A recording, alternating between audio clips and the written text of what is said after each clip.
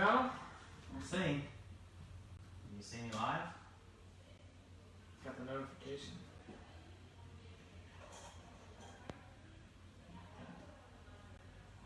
Oh yeah.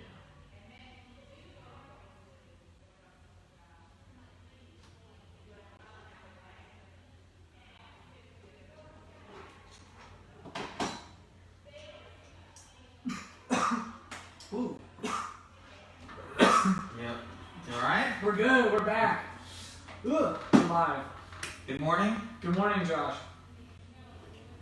All right. Get a crack going. Yeah, let's get a good one. Ooh. That's okay. Was that The amateur at best. right? It's been a couple weeks. 3 weeks it's been? I think 3 weeks, yeah. We've missed 2 weeks, but really that means it's been 3 weeks since our last episode. Correct. So welcome back to the Art of Coaching. Thank you. It's nice to be back. Yeah, man. I Yeah. guess, where have we been? Where have I been? Yeah. Or where have we been? Well, How more you been? we're both on the show, so I think people that listen are like, well, where's the podcast? But people are asking, what's up? You guys didn't do a podcast? What's up with that? So people, number one, it's nice that people do care. That's so nice. I was out of town with my family. We went to Asheville, and we were there we left Monday the 10th and got back late Monday the 17th. So we were up in the mountains, very limited service, next to no service pretty much the whole time, which is a nice reprieve. Yeah. So obviously Mandy and the kids went. My mom and dad, my two brothers went. So my youngest brother, Cody, is in California right now working. So he flew in from California direct to Asheville. So he was hanging out with us too. And then my grandparents and my uncle from Kansas City came over as well. So we had all of us on the same property. So the same place that we always go to, Asheville Cottages, every year. They have, I think, 10 or 12 cabins on this one 10-acre property, and so we each had our own private cabin, which was great because it gave us the freedom and flexibility to kind of obviously all be together at times, but then also retreat to the privateness of your own individual family spot. And That's nice. got to celebrate my birthday while we were there. That Wednesday was my birthday, although it was raining the entire day. Ooh. So while I didn't get out to hike on that day, it was bookended by some really, really good hiking days. So Monday, obviously, we drove, we got in, got checked into the cabin, got everybody situated. Tuesday, we got right out, went hiking. Wednesday was a raining day. Thursday, we hiked for Thursday and Friday, we hiked for probably 6 or 7 hours. Wow. So it was pretty good. Saturday, we went into this little downtown place called Hendersonville, walked around, got some food. Went to my grandparents know some folks that work in Asheville, so we went to their house dinner Saturday night, and their back deck overlooks basically all of, northeastern Asheville, but you see just as huge for miles and miles, mountain views and everything, because they're perched way up into the mountainside. Yeah. So did dinner with them. Sunday, had a real full day of hiking, and then Monday we got up, took a slow day, and got on the road. That's the dream, man. Living to overlook all that. That sounds like a good birthday getaway, man. It was good. It was really good. I think I shared this with you last year when we went. It was nice to be able to share that, with family. Right. All the spots that we've been going. We actually found the very first picture we ever took. Mandy and I was in 2009, so we've been going there for 12 years. Do you retake it every year? So we always have a photo on the steps of the cottage that we're staying in. Yeah. So we, take it every year. It's cute. Cute. Mm-hmm. Josh, I gotta ask the listener a question. How old are you? I'm 37. Masters category. Yeah, I'm in Masters for a while though, so. In Masters. Yeah, 37. Feel good. Good, man. Yeah. Yeah, so that's where we've been, guys. Like you said, it was nice to hear people approach me, actually more people than I expected, and they're like, where's the new podcast episode? Yeah. And I'm like, first of all, Awesome. Okay, good. I'm glad somebody cares. Right. Second of all, here's what's going on. And so now we can publicly say, not that we were keeping it a secret, but we can tell everybody on the show where we've been because now there's a new episode. But actually, some people did say, no, it's actually good. I'm 1 or 2 episodes behind. I'm like, you see, this was planned, right? Exactly. We know what we're doing here. We Catch know. up. And then now we got the new one coming out this week. What's that noise? Someone's on the assault bike. Oh, man. Okay. Been a while here. It's like, good Lord, what is that out there? Yeah, so, to be fair, the week before I left, I just had so much work that I had to get done prior to leaving. I had a bunch of meetings that day, so that's why we couldn't record that day. Mm-hmm. I don't even think I came in and worked out that day, but it was nice. It was nice to be out, or it's nice to be back. It was nice to be out for the week, but it's nice to be back. Yeah. Yeah. Cool. So, speaking of being back, we got some new events coming up. We could share what I think we were talking about these last time, but we got a few upcoming events that we will share with you guys. First of all is the CFG Memorial Day workout. That's happening on Saturday, May 29th. So a couple days before Memorial Day, Saturday, May 29th, our normal 9 a.m. class time, unless we decide otherwise, we probably won't, so it's going to be at 9 a.m. Yep. The workout, 5 rounds of some burpees, some pull-ups, some lunges, and some running.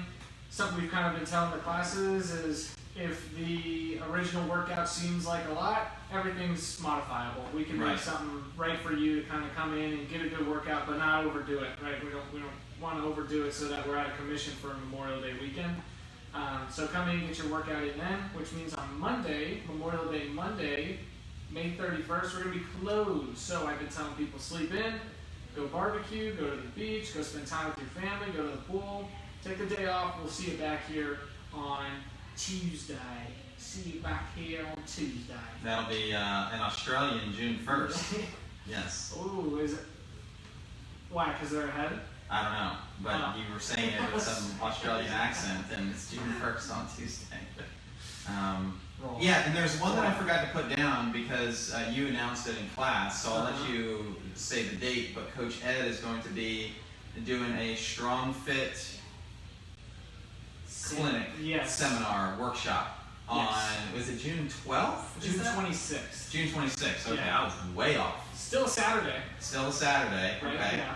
26th, okay. Yep, so Coach Ed, if you guys have ever worked out with him on a Saturday, if there's barbell work, Coach Ed omits the barbell and breaks his sandbags out. And so he's got like a 60 pound, an 80 pound, and a 100 pound one or something like that. And so he'll break those out and do like sandbag cleans or deadlifts or carries or whatever it might be with the sandbag. So he's going to break those out. He's going to pull the sleds out because we got 3 sleds that we like to play around with here. And so he's going to be putting on a clinic, literally and figuratively, with those pieces of equipment. And yeah, a lot of interest has already been shown in that, playing around with those. Those are so fun. I did one of the very first kind of mini seminars that I did. This was back in 2000 and might have been 2009, 2010, my early days in CrossFit. The first gym that I ever went to, CrossFit Gulf Coast in Sarasota, they put on a strongman seminar and had like these guys that actually competed on the World's Strongest Man circuit come in. Yeah. And we did like these huge Atlas stone carries, pick up these odd object stones, did like one of those yoke walks with several hundred pounds on it. It was just really cool because it's so different. It's interesting because it's very different from what we do in here, like on a daily basis, like straight barbells and very balanced plates, which is good for developing fitness. But the strongman stuff usually more closely mimics what's going on in real life. Yeah. Picking things up that are oddly shaped, oddly weighted. It's a really primal experience. And so if anyone is thinking about like, I don't know when I would ever use that, like, if we do snatches or cleans or jerks, you see the direct translation into barbell work that we do in the gym. So it's a natural inclination to say, well, we don't ever do strongman stuff, so how am I going to use that? I would argue that this is actually more transferable to everyday life, just by its very nature of the primal sense of it. Yeah, and it's funny you say all that because something appeared on my Instagram, and if you look up like Highlander games, you can see them doing this, but especially over in like Scotland and Ireland, and I think Iceland too. But like it's actually a sport to go and pick up giant boulders, like 300-400 pound boulders, and just pick them up, which is pretty cool. And so you might be asking yourself, when am I ever gonna have to do that? I mean, probably never, but the point is that, it, like you said, it's transferable. I was going to use the word functional. I like transferable a little bit more. So it's fun stuff to play around with, man. There's one day where I was like dealing with something with my elbow, and Ed was like, "Don't use a bar, use a sandbag instead." And luckily, I think he was either coaching or working out, and he had one in his Jeep, and I used it. I was like, "That's awesome." Yeah, it was a ton of fun. It is. It's a good change up too from the norm for sure. One of the hardest workouts that's a member here actually said that we've ever done. They said that was one of the hardest workouts we've ever done here. It was a 10-minute EMOM of 30 seconds of an odd object hold and 5 burpees every minute. So hold for 30 seconds, do 5 burpees, and then you rest until the top of the next minute where you start holding again. And we have stones, we had people in the kettlebell front rack, we had people with barbell front rack, just like, what else? We had something else. But they were like, that was so gruesome. And just, you get to the point to where you're just holding and your body's so tense, and you just, it's a good feeling. It's cool. It's very different because, if you're doing a big set of squats, you feel your legs burn. If you do a lot of push-ups or pull-ups or something, you feel like localized muscular fatigue in your arms and shoulders and traps and stuff like that. But when you're doing stuff like that that's really taxing your midline or your core, whatever you want to call it, like it is a all-out kind of assault on your torso. It becomes increasingly uncomfortable to breathe. I mean, it's a really neat feeling. I know that sounds kind of sadistic, and I don't mean it that way, but it is. It's just very interesting. It provides an opportunity for good learning, that's for sure. Yeah. Stephanie commented, said, "Bring your friends." I think that might have been referring to our Memorial Day workout. But also for the strongman. Bring them too. That's gonna be a blast. Yeah. Okay. We got some listener questions today. I see you filled out some stuff. I posted some stuff on the Facebook page. We'll see what we get to today. Okay. Because you wrote this down, I'll clarify what I mean by that. So, actually, my mom and I were on the back end of this long hike that we did. I think it was on Sunday. We went to Gorgeous State Park. To get to the trailhead, it was about an hour from where our cottage was. So it really doesn't take a long time.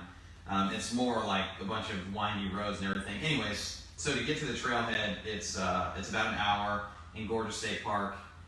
It's called Rainbow Falls, and then there's another one a little bit further called Turtleback Falls. Anyways, on the way back, she was asking, she said, "Hey, this I think would be a good conversation or a good question for the podcast," because she wonders it. I'm sure plenty of other people wonder it. That's kind of how questions go. If one person has it, usually multiple do.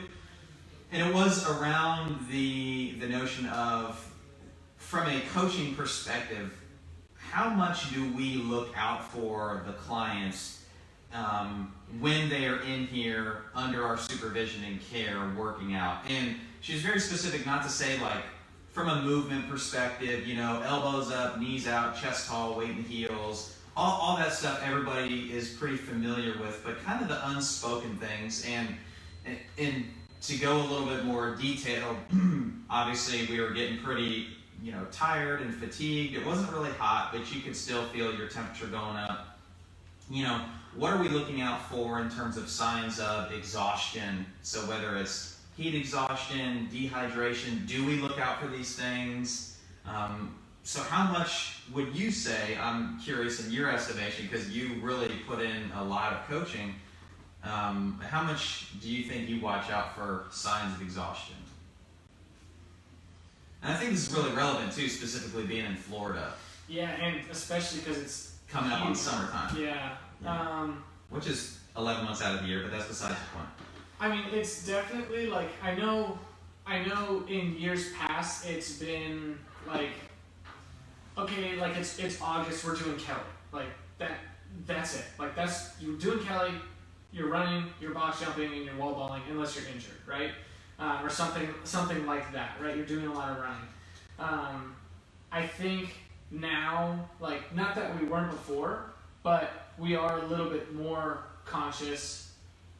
We, including like myself, and then maybe just like, I think fitness professionals everywhere. I think that the space is just turning into a space where we're becoming a lot more conscious about the individual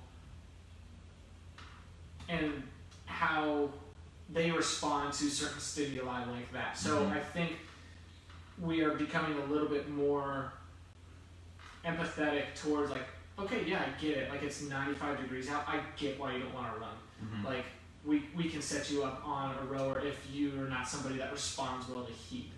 I wouldn't say, to answer your question, I wouldn't say I'm always like, it's at the forefront of my mind, like, okay, I'm looking out for certain signs of exhaustion, but I would say I'm always aware of it. Yeah. It's always something you have to be aware of when you're coaching. Like, if somebody could, like, because we did running today, right? So you did 3 laps around the building.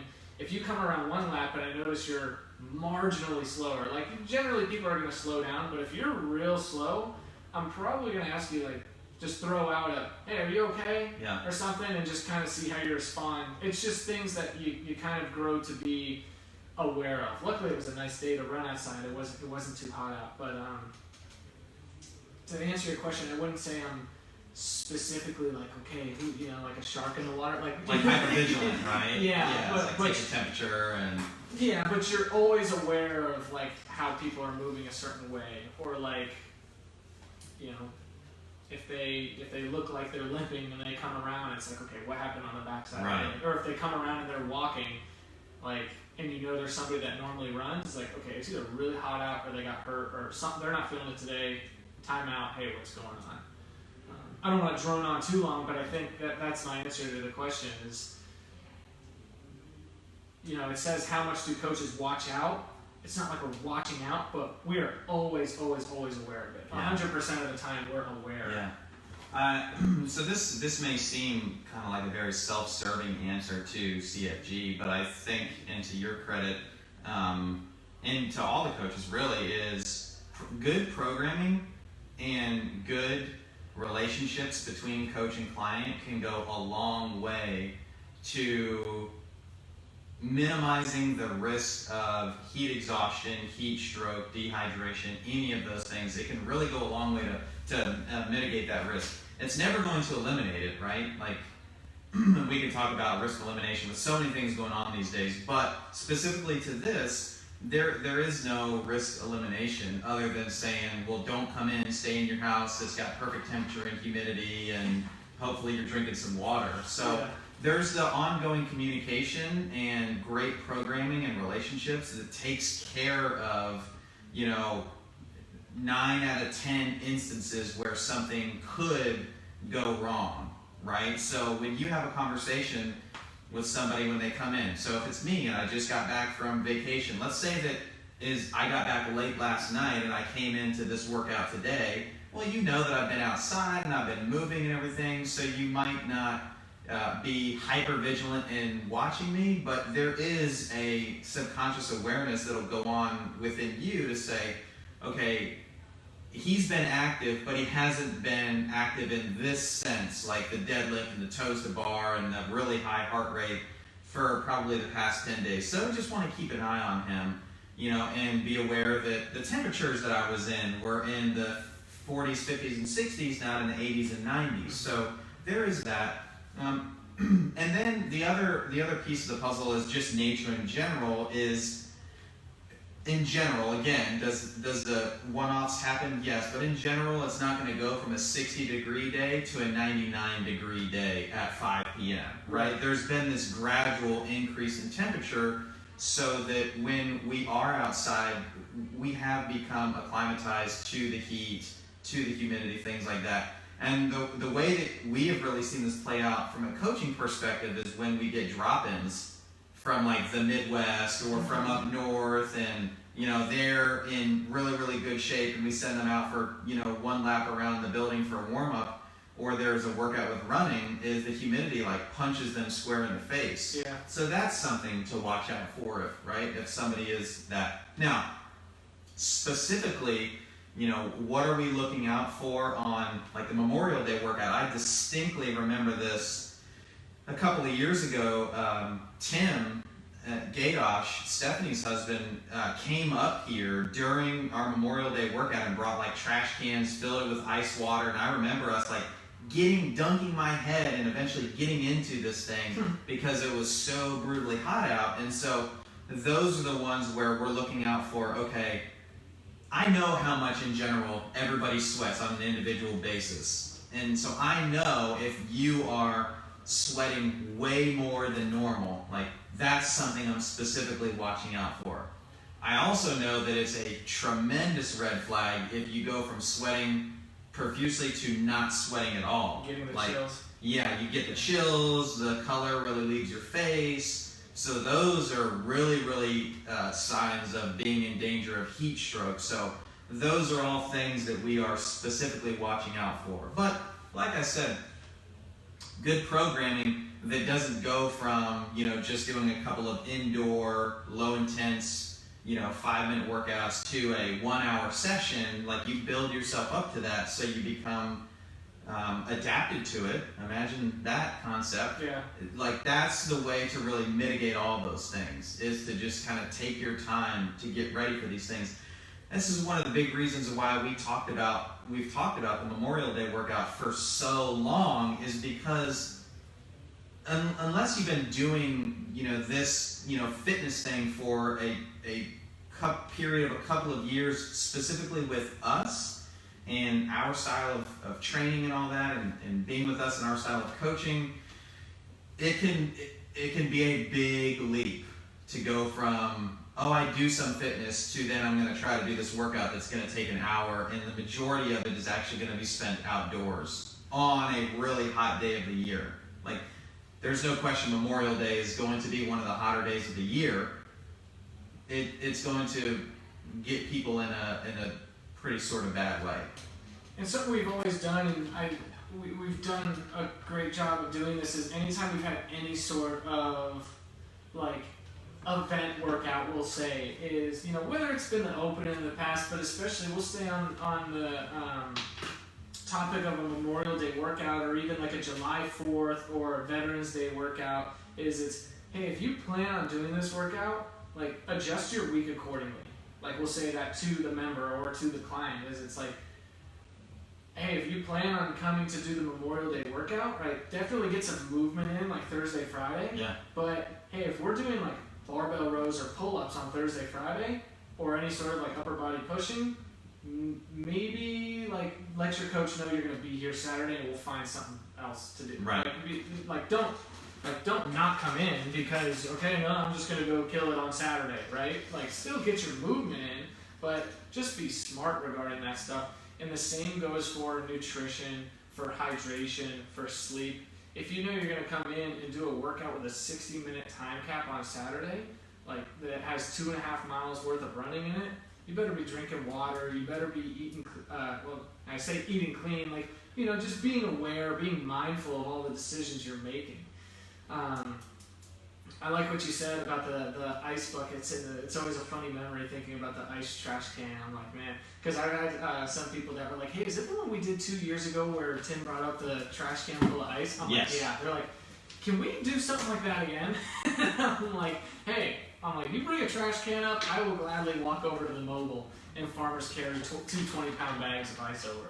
Sorry, I had to get up to check. Stephanie sent me a private message saying that we froze for a second, but from my computer it shows still on. But yeah. Anyways, just talking about the ice buckets and stuff again. But something I was thinking as you were talking is it's one of the reasons why one of the questions in our initial consultation is we literally ask people now, how much sun exposure do you get every day?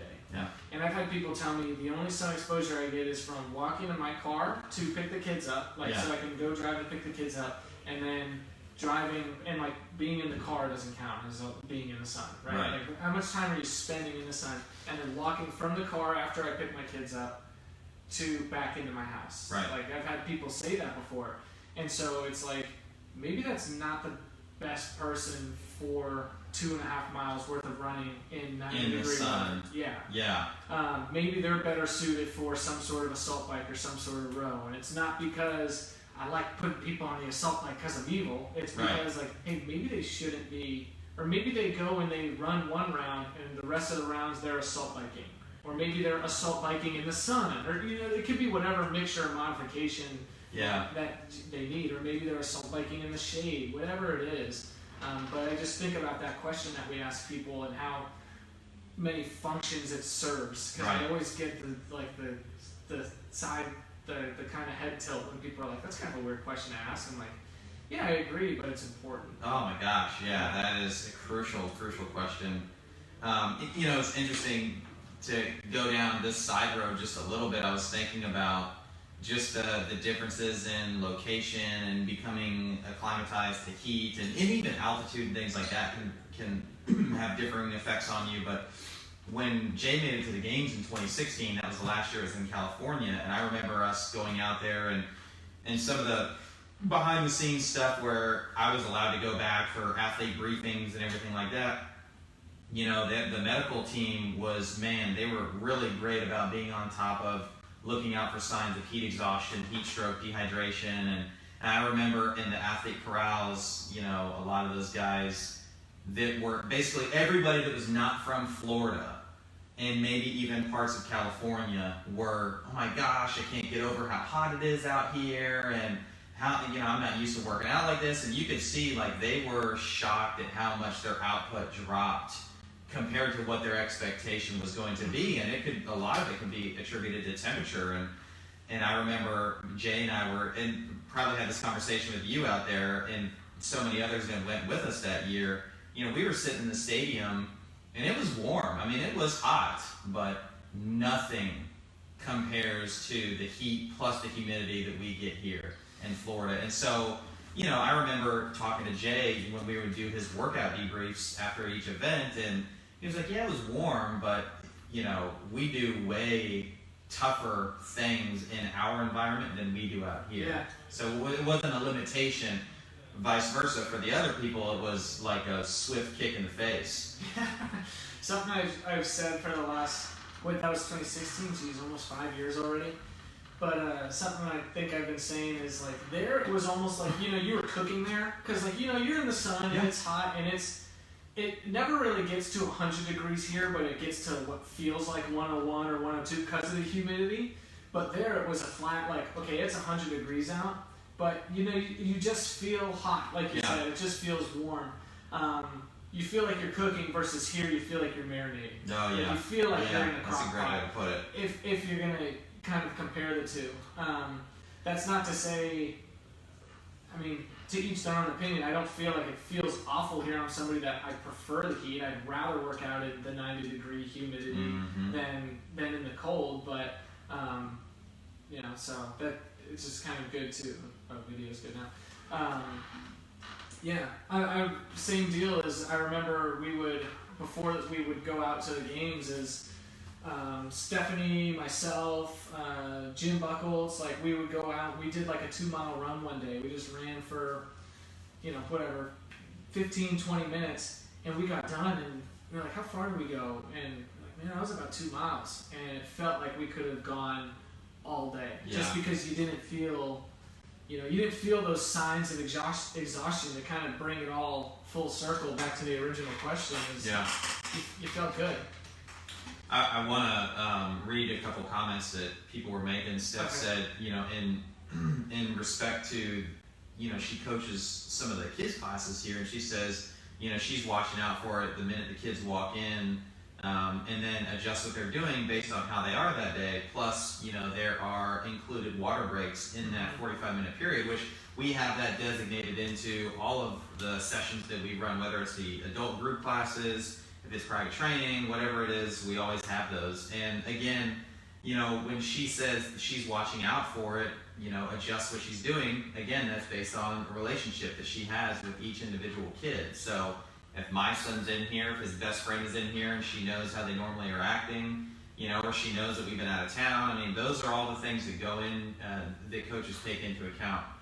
Tina, this is a funny comment, but it really is actually something that we do look out for. She said you get good friends like Erica James, who notices when you're no longer running in a straight line. And that sounds so silly, but yeah, when you see people that are becoming disoriented, or their eyes are starting to kind of droop a little bit, they just, the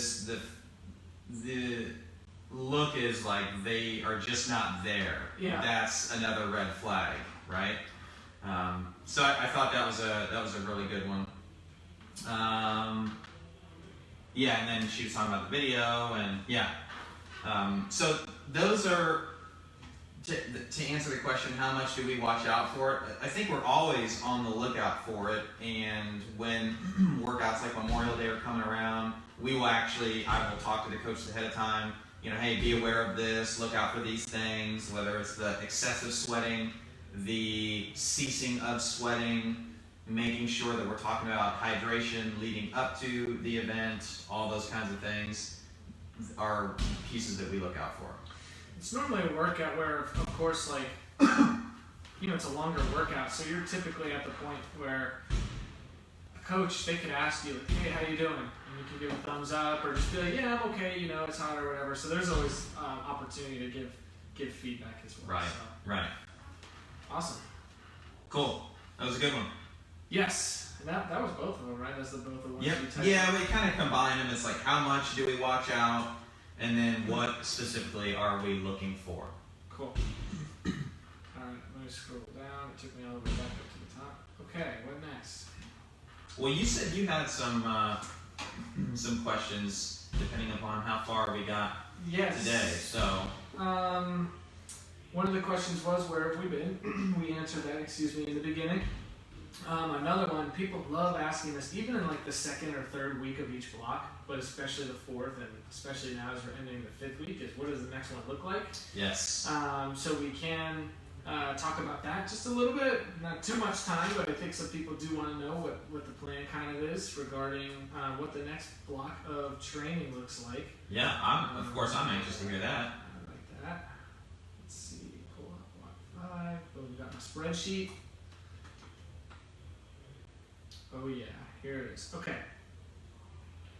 So, let me just take note of the time. Okay, so block 4, the one we are just currently finishing, is the focus was on like conditioning, endurance, like pacing type deal. We've been doing a lot of stuff where it was do a round of this and rest X amount of time. Do a round of this, which was different from before, and like more of a, we were doing a lot of like EMOM formats, and the goal was to still get faster, but now it was, okay, the work and time up to you, but the goal is to get faster with each one. Yes. So hopefully we got fitter, hopefully we got better at doing clock math, because we did a lot of that.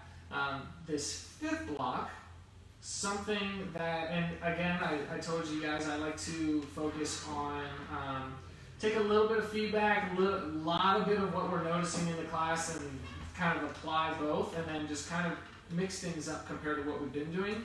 This next one is taking, quote, the slow lifts, so think squat, deadlift, bench, and using those to gain some strength. But not just gain some strength, it is to, we're doing a lot of supersets as usual, almost like a typical like bodybuilding type approach. Yeah. So just overall, like I would say, strength, hypertrophy, that's going to be the opposites of the weightlifting movements that we've been doing recently. So for example, what I mean by that is we did back squats in the third block. Right. And they were high rep, like 8, 10, 12, versus we did bench press then, and it was low rep, so 5, 6, 7 sets of 5. Right.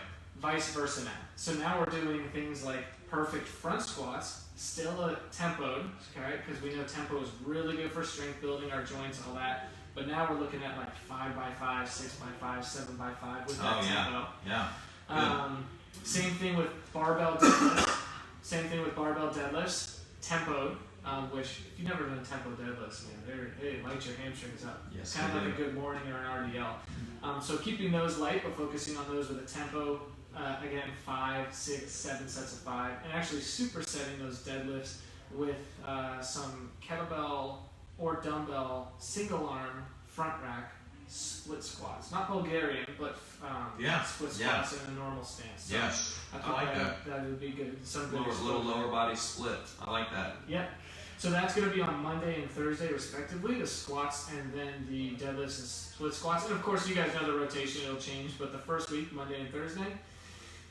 Wednesday is always our aerobic day in this first week. And then Tuesday, we are looking at single arm dumbbell kettlebell bench press. Now we're looking at like 3x8, 10, 12, going up in reps there. Supersetting that with, we've been doing a lot of pull-up negatives. Let's apply it with some strict pull-ups. So supersetting the bench press with strict pull-ups. So typical like compound movements, body weight plus some weightlifting, bodybuilding type stuff. Yeah.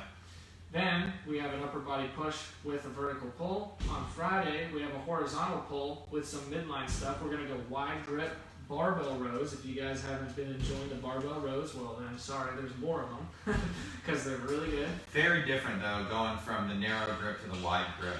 Very different. Yeah, so that's what I was thinking is like we have the narrow grip, supinated. Now we're going to go back to pronated with a wide grip. Totally different stimulus, totally different, I guess you could say, like, what body part is this hitting? You know? Right. yeah. And then just supersetting that with some sit-ups. And then on this day specifically, we haven't talked much about Metcons, but on the barbell row and sit-up day, the Metcon, this is going to be the day where it changes. But it changes every week, but there's going to be some midline component, so some sort of planking or farmer's carry or something thrown into like a typical Metcon that we typically see. So I like that a lot. Very cool. Yeah, and then Metcons, what we're seeing with on Monday, the front squat day progressions. I'll just tell you the movements instead of explaining all of it. Running, woo, and dumbbell snatches. Kind of a take on like. You ever done the workout 4 rounds of 400-meter run, 50 air squats? Yeah. When I wanted to do that, I thought that'd be a lot of squats. So we went dumbbell snatches, not 50 of them, 20 every time. So a little bit of a take on that. Then we have a triplet with the second day. Again, this is our bench press and pull-up day. We're looking at some machine work with some toes to the bar and some burpees. There we go. On Thursday, this is our deadlift and split squat day. We are looking at goblet squats and jump rope. There we go, take a look at that. And then again, we're going to have some sort of, on Friday, hinging plus upper body pulling, midline, and machine triplet. So general, like heart rate, monostructural gymnastics, weightlifting type stuff. So is that starting next week? Yes. So if somebody's planning to come in for Memorial Day, would you have them switch days up, or would you? That's totally an option. So say, because we have the upper body pull and the goblet squats, right, the 2 days before. Right. So maybe it's like, hey, I want to be here on, or actually maybe even you just take those days and switch them out with the other days. But yeah, you could say, hey, like, if you're going to be here, then let's do this on the other day. Yeah. Or just, hey, maybe we find a different movement that's going to accomplish the same thing. I was thinking maybe you take the Thursday and Friday. Move them back and then put Wednesday on Friday? Or something like that, yeah. Because I want to keep the pull-ups on Tuesday just because all the strict pull-ups Friday followed by Saturday. Right. Yeah, so maybe we just move the aerobic day onto a Friday this week. Yep. Instead of keeping it on Wednesday like it normally is in our first week. I like that idea. Yeah. I was just thinking because I know that Memorial Day workout is always a popular one for folks. So just if somebody is listening or isn't, and they come in on say Friday, what's the best option for them to do? Right. That honestly, it's something I like to tell people is before they get started on or they do some sort of quote like event workout is. I like those active recovery, conversational, sustainable type pieces, like 35, 40 minutes long, just because it's good to flush things out, it's lower impact, you can still get a really good workout in while not doing too much damage for whatever you're preparing for. Right. So I like right. that. Cool. I'll change that. I'll make it. Sweet. Yes, Stephanie, the programming masterminds at work. That's what she's commented. Oh, that's a compliment.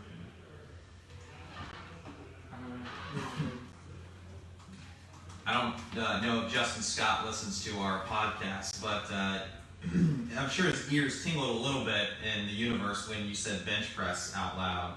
Yeah, it's dumbbell bench too, dumbbell or kettlebell, single arm. So, Justin, you're probably going to have to bring your hundos, 100-pound dumbbells from home if you want to get a good pump whenever you do dumbbell bench. You know, he and Tabrez.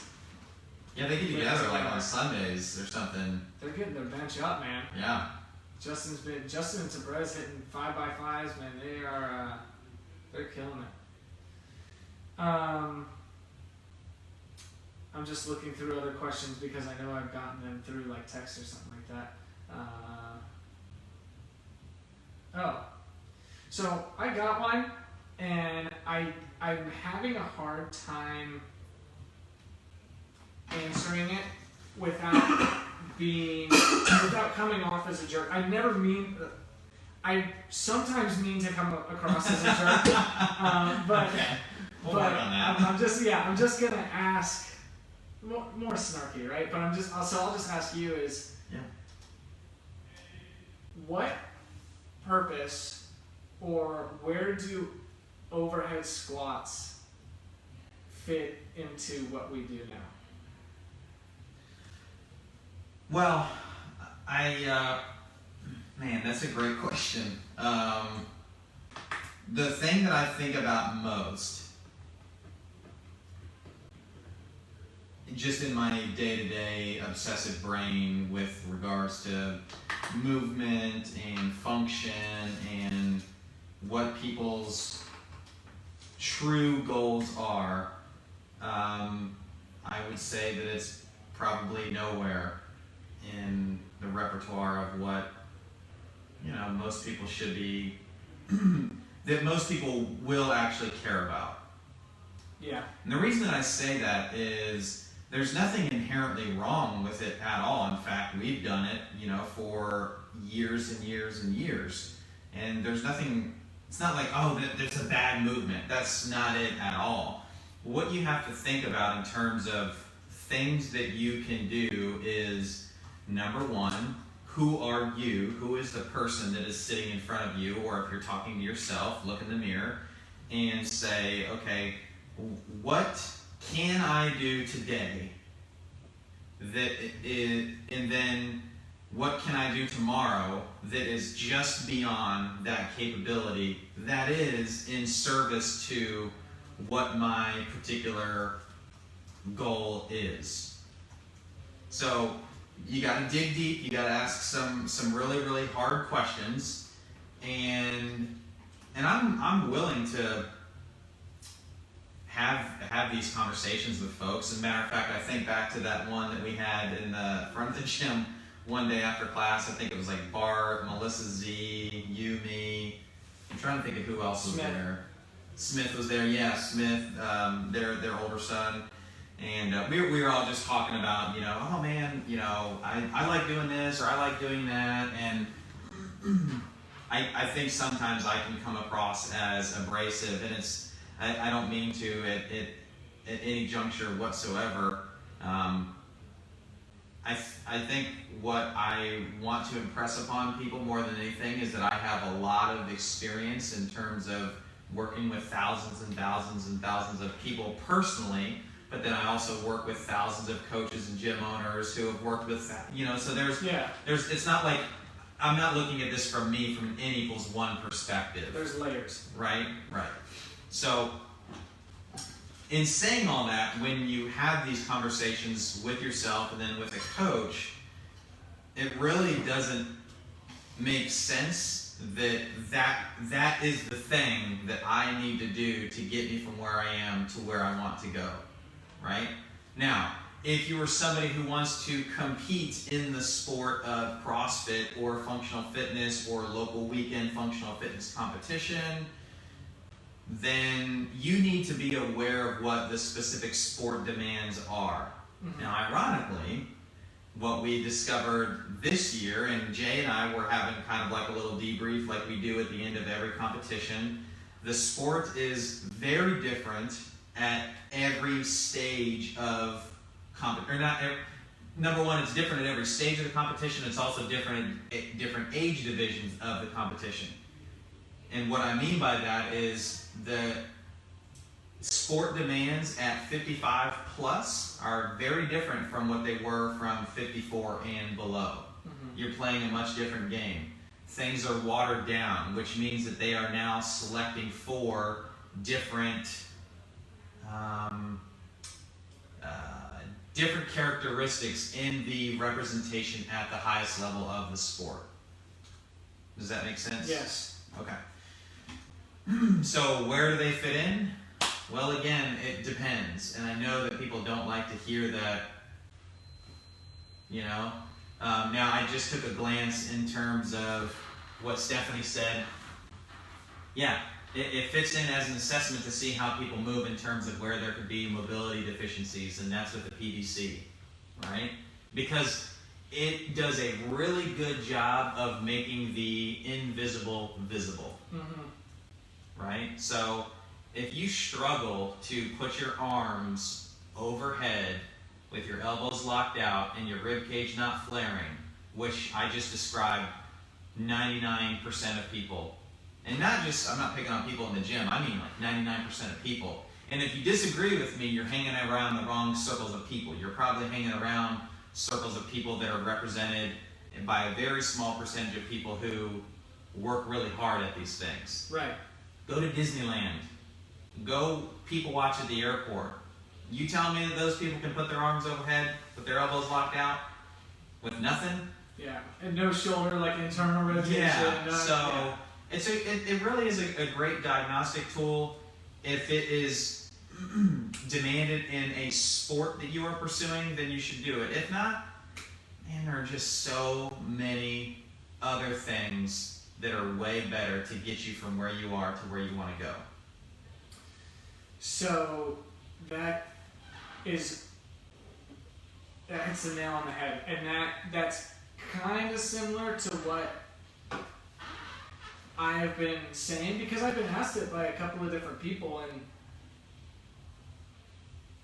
programming for a group is very different from programming for an individual, right? Because you're taking the individual's goals into accounts, everything that you just said, into account, everything you just said, and you're taking the individuals of a group's goals into account when you do program for a group. As I said, I listen to feedback, I notice strengths and weaknesses, I work that into the next block and every week of programming. But the reality is, like, again, ask yourself the tough question, why do you want an overhead squat? Why do you want to do those things? And the way I said, I had something really funny but true to say, but go ahead. I was like, why do you want to do these things? If your goal is general fitness, which 99% of the 1% that is not the people at Disney World or the airport. Right. Their goal is general fitness, not getting better at these skills. Of course, those are little side mini goals, but not getting better at these skills or getting better at these certain movements. I'm sorry, but this has been so tough to say to people, but like, there's not going to be overhead squats in the group. But what we have are things like squat patterns, right? We have back squats, we have foot squats, we have goblet squats, we have push press with we are barbells with dumbbells, we have shoulder press, we have tempo shoulder press. So it's, if you're like, well, overhead squats are great, it's just a total body workout.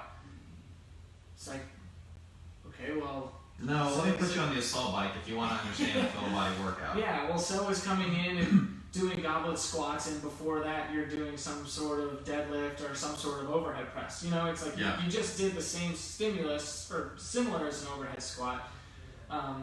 But then I say there is a caveat. Like, we're not going to do that stuff anymore unless we sit down and, as you said, you express that you want to be the local, what's the phrase they always use? Weekend warrior. Yeah. Like, you want to be the weekend warrior. You want to do these local competitions. You want to do that sort of thing.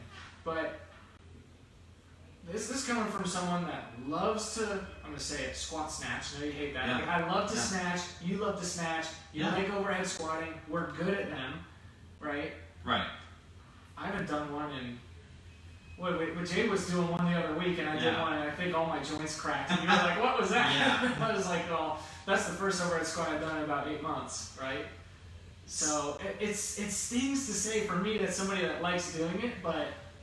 You should do it if it's for you. Like, if you can express it, right? Yeah. And here's what I was going to say. And this is... It sounds like a joke, or that it's blasphemy, and it sounds like I'm saying this tongue-in-cheek. But just... if you're listening to this and it's been uncomfortable to hear what we're saying, and you're like, nah, I can do it.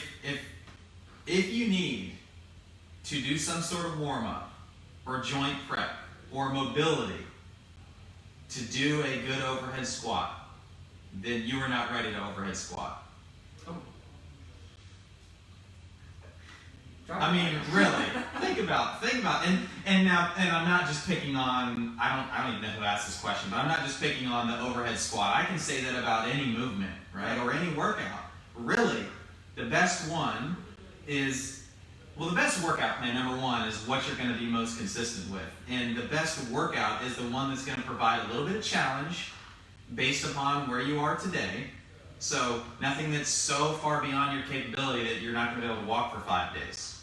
And that's a conversation for a different day. But so if you think about that, and I know this sounds very reductionist in nature, but really, like today, could I have just walked in and, done a little bit of jogging, hopped up there, done some toes to bar, deadlifted?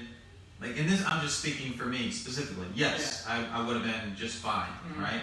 And through those specifics of, hey, go for a jog, hey, hop up on the bar, that can serve, quote unquote, as your warm-up. But when you just get down to it, it's like, can you stand up from right there, and if I hand you a PVC pipe, can you feel comfortable doing a good overhead squat? And I want you to tell me what makes a good overhead squat. So you tell me, and then show me without having to, don't go get your band, and I gotta warm up, and I gotta open up the T-spine. Yeah. No. Then you're not actually capable of expressing an overhead squat. And that's okay. But if you tell me, you know what, I can get on board with that, and it's something that I want to be able to do, nothing wrong with that, then great. Let's sit down and have a conversation. Like Stephanie said, I want to use it to assess you so I can see, if I see, okay, you're really struggling to lock the arms out, and I see you're kind of rounded forward shoulders, you tell me you sit at your desk all day, all right, well then, here are the things that you need to do outside of the gym from a lifestyle perspective that are going to allow you to walk in, or at home, pick up a broomstick, get overhead, and do it in your jeans. Because here's the funny part, right? Does your dad do like all the yard work around the house?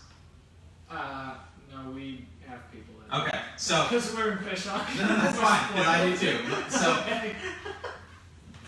anyway, but you can, people will see the picture that I'm painting. So you drive around and look for one of the lawn crews that are doing yard maintenance, or if your dad does it or you do it. Like I know Tim does, Tim and Steph do all the yard work and everything, and maybe I'm making a big assumption, but I feel like I know Tim well enough to know that, like, he's the outdoors guy, right? Yeah. He's gonna build the thing. He's the man's man. Do you see him out there doing like some quad stretch, or some leg hugs, or some arm swings before he's putting mulch down, or mowing, or putting rock around and cleaning the pool? Any of that stuff? Does he, Steph? No, he doesn't. Nobody does. Nobody does that. Like, I'm not warming up when you go bowling. What do you do? Honestly, the only thing I do is arm hugs and arm swings, but that's just because of that's this. The motion. Like, right. I do this a couple times, and honestly, my dad and I, we used the first game as a practice game, and strictly the first 5 frames. Right. Because the first 5 frames you're throwing between 5, if it's a good day, and 10 balls. Right? And so you take the first 5 to 10 reps, okay, you throw it, and just like we would with an overhead squat or an overhead press is, ooh, that felt off, like, okay, shake, stretch out a little bit, maybe my lat's a little tight, okay, I'm gonna throw the next one, and you find your mark, and you can tell I'm getting into it, right? Right. You find your mark, and I mean, that's it, the most I'll do is maybe this, but I'm not doing I'm not setting my stuff up and, okay, I'm gonna inset with rotation in the hip, I'm good at the roll, man. So, and I think I really thought about this a lot, and not to go down this rabbit hole, and Steph is responding and confirming what I said. When we were hiking, not one time did I ever get out of the car and be like, all right, I gotta do some inchworms and do some of this and, straight leg march and quad stretch and calf stretch. No, I put my book bag on, made sure the kids were ready, and we hit the trail. Let's go. I don't need to. We're hiking because if somebody's like, oh well, maybe you gotta hike better. Well, no, you haven't been hiking to know enough. Then it would be no different than if I said, oh man, I gotta put the kids to bed. I gotta go up these stairs. Hold on, guys. Hold on. Let Daddy get some warm up in. Yeah. Or the kids are like, hey, come play. Let's go swimming in the pool. Oh, hold on. No. And so I know that we're going very deep into this, and I didn't intend to do that. But to take it back to the overhead squat, if you're seated at your desk right now, and I came up and I handed you a PVC pipe, and I said, hop up, and let me see you do an overhead squat. But before you do, what is it supposed to look like? Tell me, what are the points of performance? Is this rhetorical or are you asking? No, I'm just rhetorical. And then you say, oh, well, it's supposed to be, hands here, elbows locked out, and boom, you do it. Great. Then you're good to go. I'm comfortable with that. But if it's like, oh, hold on, let me get my lacrosse balls, and let me get my foam roller, and let me get on the bike and do some jogging, and in 20 minutes, come back and I'll be able to do it with the PVC. But I have no idea what it's supposed to look like or feel like, then you're not ready. And I'm again, to your point, I'm not saying that to be a jerk. I'm just saying it to be very direct and clear. I just asked the question because I think it came from literally 4, 5, or 6 different avenues, people that I've talked to about it. Not that they've all asked it, hammering me, we went over it, they all got together, we went over it squats, but it was just it just came up in conversation 4 or 5 or 6 different times. I'm like, man, how do I answer this with, like I said, not being a jerk, but kind of saying is all of what we've said the last 20 minutes about it is. So I look forward to those interactions and conversations. I think it's part of being a coach. On the back of your shirt that you're wearing, it says you're curious, right? And so that's part of it. And so when we were actually talking about this today, somebody asked me hey, when's the last time that you snatched? Because people that have been around long enough know me as somebody who likes to do snatches and muscle ups and all this, the high skill stuff, because it's what I'm halfway decent at. And it's probably been more than a year, since I've done it, because it was when we were in quarantine and the gym was closed last year. So that's been more than a year now. Yeah. It's probably the last time that I did, and it was very minimal. And I said, but I don't miss it. And Melissa Z was in here, and she goes, yeah. Now that you mention it, I don't remember the last time I did, but I don't really miss it either. And not to, cast judgment or anything at all for people who are like, well, I like to do that. Okay, cool. Let's sit down and have a conversation such that you can express it in such a way that provides a bit of a challenge, but then also provides ability for you to adapt and grow and then continue to get better at it. Yeah. So, I could probably name off 25 things that, we don't do anymore, but it gives me something and you something to think about. But we talked about this several podcasts ago. I don't even remember which one it was, but there's a balance that a coach has to have in terms of a skill of delivering what somebody wants versus what they need. Oh, yeah. So, and you could get very kind of reductionist in this too, and say, well, there's plenty of people that want illicit drugs. Should I just give them that because it's going to make them happy and it's going to provide pleasure and it's going to, dole their pain and do all this stuff? And it's like, well, no, but that's ridiculous. But it's the same thing to me. Like, that's how seriously I take my profession. Is you may want all these things and that's great, but I'm not going to give them to you. Because at the end of the day, I have to go home and sleep well at night. And again, I know it's, well, we're just working out. Yeah, well, you're just doing your job too. And you're not going to do something that you feel is not right by the ethics that you hold for your profession. And I'm not going to do that either. You're right. So, do I want to know what you want to do? Absolutely. Does it mean I'm going to give it to you? Absolutely not. It means that we're going to have a conversation, because I'm the professional and I can lay out a plan with you to get you where you ultimately want to go. Because I know if I do my job well enough, what's going to happen is you're going to end up wanting what you need. And that's like the ultimate for a coach. Yeah, that's Eureka. Yeah. That's the ultimate. We got some comments. Let's see here.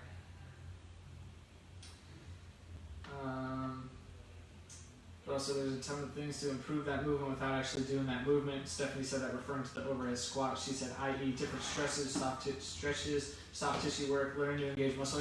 That's so funny. I get chills that she said that, because when people, your live video ended. Uh-oh. Did the phone die? I don't know. But when, we're still going live here. So when people say... Oh yeah, still going. Oh, okay. maybe it's my screen. When people say like, oh, like, man, I gotta practice those overhead squats, I gotta get better at them, and be like, you know what gets you better at overhead squats is the soft tissue mobility work. And like, that is gonna get you way better than doing this movement pattern wrong more times. Yeah. But you can't. What if I told you that you probably just need to tighten up your nutrition and not worry about your mobility and soft tissue work? Am I allowed to say that out loud? I don't know. That's not. Talk to Stephanie about some nutrition stuff and reduce inflammation and, clear up some lifestyle pieces, and then you don't have to do that. And I guarantee you'll overhead squat better. Anyways. She said, big goal of the assessment is for them to be able to move better, but not specifically in that movement. Yeah, we use it like a functional movement screen. What I tell people every time, it's a screen. It's not an end all be all. Right. And that gave people that I went to school with, because we learned the FMS in school, such a hard time. Because they're like, nobody overhead squats like this, or nobody lunges like this. I'm like, that's the freaking point, dude. Right. It's a screen. So yeah, yes, Tim is in charge of the yard. No, he just puts his head down and gets to it for like 4 to 5 hours. Stephanie has to force him to stop and drink water, eat a sandwich, protein bar, nutrition. She doesn't recommend taking down a fence and throwing it up in a burn pit because Tim tore her bicep. Ooh. Oh, yeah. Is Tim coming to a Memorial Day workout? Maybe you guys can run with Ava in a stroller or something. That'd be fun. You guys could switch off every round. She should honestly brace before picking up Ava. Melissa says wait until she's 8. She said don't cast shade on my favorite move in the snatch. Hey, we love it too. That's what we're saying. Sometimes we gotta give the people what they need, and it's not always what they want at first. And inflammation is a big issue. Yeah. So. All right. We that was went good. Ham on over. I knew when I asked that we were opening up a can of worms. I like that though. That's the conversation that I like to have, and I know it can sound one-sided because the person who asked the question, you can't get this back and forth, and maybe there's a way that we can do that in the future. But there's nothing inherently wrong. And this is what drives me. Some of the things that drive me nuts about like the fitness industry in general is like, don't overhead squat, don't squat below parallel, don't do this, don't do that, it's dangerous. No, it really goes back to what we talked about before. Intention plus modality plus person equals the dose, right? So why are you doing something? Like to what end? It's a means to an end. What are you doing? That's the modality. Are you running? Are you overhead squatting? Are you muscle upping? Are you snatching? And then who is it that is sitting in front of me? So you may get answers to the first two, and then you get the person that's sitting in front of you, and it's like, oh, well, overhead squat makes sense. And then it's like, person sitting in front of you is brand new to fitness. They sit for 8 hours a day. They can't put their arms over their head. Cool. So you want to overhead squat? It's going to be an 18-month process before you can do it with the PVC. Are you on board with that? And I'm not just going to hit you in the face with that. We're going to have a conversation, but Right. let's just stretch it out and say like that's the end piece of the conversation, that we come to that recognition. Are you on board with it? If yes, great. Let's get started. If not, then we need to go back and we need to have more conversation. Yeah. I was gonna say something, I forgot. It's good. That is I'm just looking over again at Stephanie's last comment that she put. Inflammation is a big issue, and I just kind of slid that one in there, and it's something that I've talked to a lot of people privately about whenever they're doing their mobility, and I'm not pooping on that at all, but if you just cleaned up the lifestyle factors, right, that are under your control, your nutrition, your sleep, stress management, and you just moved every day, you'd be... No. Yeah. What? Yeah. Anyway, so who knows? Maybe that's a topic for another day. You mean I don't gotta do mobility? Well, You bring up a good point about not being able to have a dialogue back and forth with the people that originally asked the questions. It'd be cool to do like a art of coaching town hall. Be like, okay, this is gonna be podcast questions, right? So okay, let's talk. Let's discuss the overhead squat, right? Let's go back and forth. I am all for I think it. that'd be like 3 hours long. Yeah. Need some caffeine. I love the conversation. Yeah, man, that's good. All right, that's all I got. It was a good one to be back. Yeah, man, real good one. I said we had up to like 7 viewers consistently the whole time. I hope that's true. Well, thank you guys for sticking around and participating. And if there are any offshoots of comments or maybe some deeper questions that you have, I'd love to entertain them the next time that we're on. Yeah. Cool. Adios, peoples. All right. Say yay next week. Joel, she's gonna take it away with the outro. Cheerio.